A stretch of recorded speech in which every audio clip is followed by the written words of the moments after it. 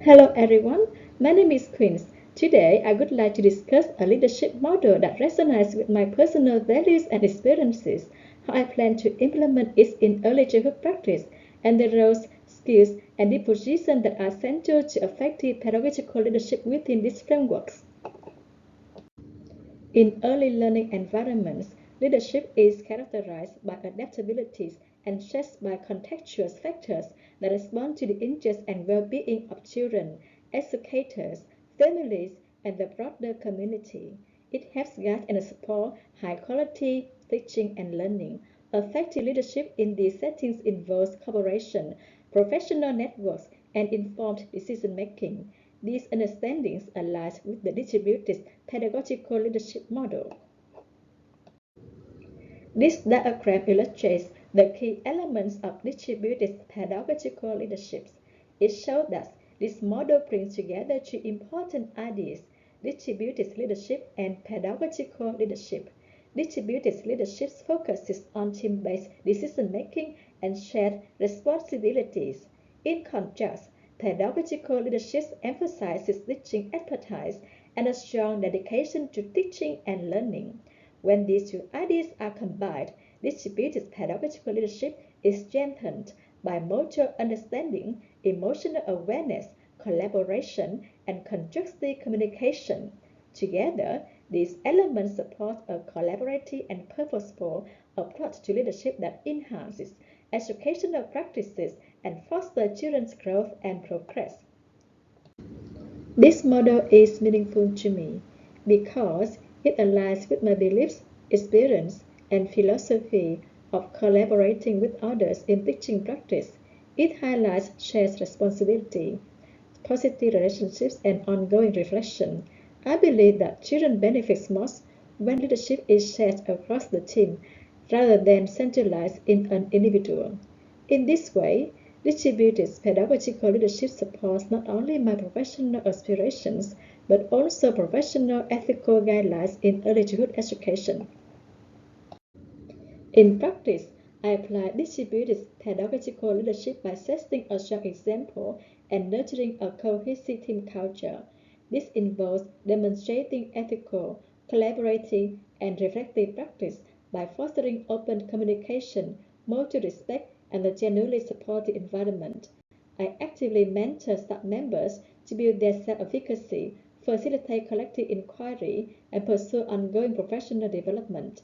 By thoughtfully allocating responsibilities in line with individual capabilities, I encourage collaborative decision-making.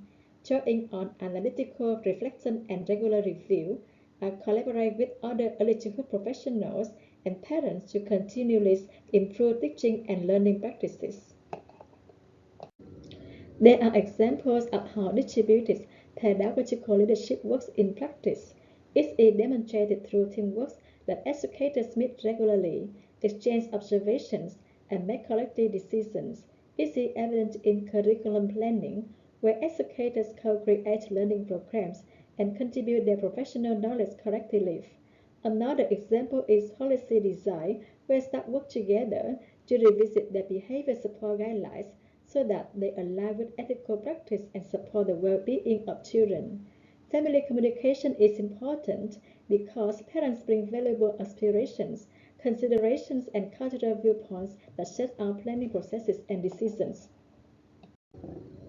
Distributed pedagogical leadership is formed through three elements: roles, skills, and dispositions. In terms of roles, leadership involves coordinating planning, assessment, and documentation as a curriculum leader, while mentoring team members through constructive feedback, reflective dialogues, and professional development. These roles help create a positive, diverse, and joy-centered environment across the learning community. Educators demonstrate important skills such as ongoing reflection, critical thinking, and adaptability to respond to different contexts. They use SMART goals and professional expertise to support continuous growth and learning from others, grounding their practice in key frameworks such as Early Years Learning Framework and the National Quality Learning Framework. This leadership model depends on disposition to set compassion, interpersonal awareness, integrity, accountability, and a willingness to learn from others. It requires advocacy for children's holistic development and a warm presence that fosters just and collaboration. This model has important implications for people, places, and practices. For people, it helps educators feel valued and supported, gives children more responsive and inclusive learning experiences, and recognizes families as active partners in decision making. For places, it promotes a connected, welcoming, and supportive workplace built on trust and collaborations. For practices, it strengthens curriculum planning through shared expertise, supports ethical and inclusive policies, and encourages open relationship-based professional dialogue. The distributed pedagogical leadership model reflects my passion for effective teaching and learning and my commitment to fostering cooperative learning environment. I value cooperating with colleges in ways that encourage shared responsibilities, professional dialogues, and continuous reflection to enhance children's learning and development. To conclude, I have chosen this leadership model for teaching and learning because it aligns with my philosophy, which emphasizes strong relationships, shared team knowledge, joint decision making, reflective conversation, and mutual accountability. I apply this model by co-constructing with other team members to strengthen the educational program and promote inclusive and ethical policies and procedures.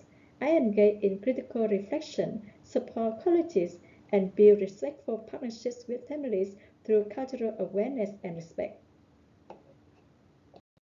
Thanks for listening.